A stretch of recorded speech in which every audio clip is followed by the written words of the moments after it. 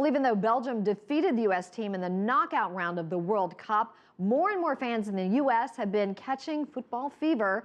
This World Cup marked the first time the United States team reached the knockout round of 16 in back-to-back tournaments. Chris Casquejo looks at the sport's growing popularity in the U.S.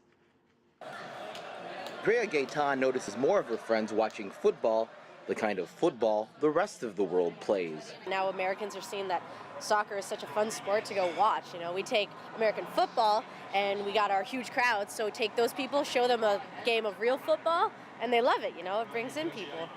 The World Cup has been a big draw for sports bars across the U.S. Fans packed Seattle's Market Arms for the U.S.-Germany match. It's hard work, but we've been blessed with nice times this time, you know, 9 a.m. starts as opposed to 5 or 6 a.m. No matter the hour, fans enjoyed watching the games with complete strangers. Is something that it's amazing, and that's the opportunity for America. Every 4 years, multiple types of cultures coming together and able to gain some more education on all of this, and the love grows from that. That affection translated into a bonanza for broadcasters. The World Cup match between the U.S. and Portugal on June 22nd was the most watched football game ever in the United States.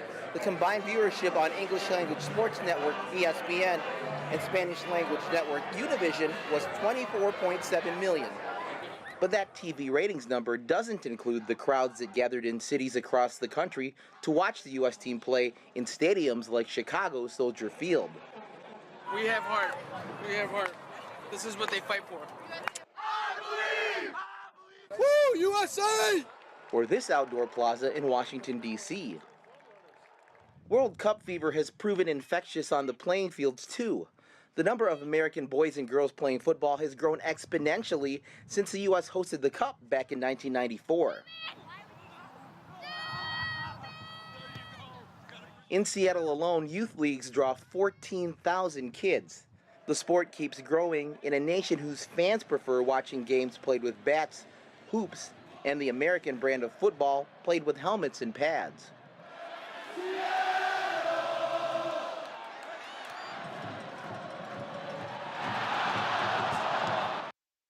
According to FIFA, the U.S. is second in the world only to China in the total number of people playing football and ranking higher than India, Germany, and Brazil.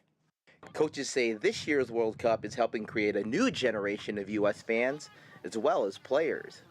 Our kids are going to emulate their heroes. And instead of being in the Premier League in England or being in an Italian league, we're creating stars of our own that the kids can look up to. Make that male role models for American boys. Scores of American girls have drawn inspiration from the U.S. women's squad, which won its second World Cup in 1999 and was runner-up in 2011. Reaching the knockout round in back-to-back tournaments helped the U.S. challenge for the #1 spot in at least one category related to this year's tournament.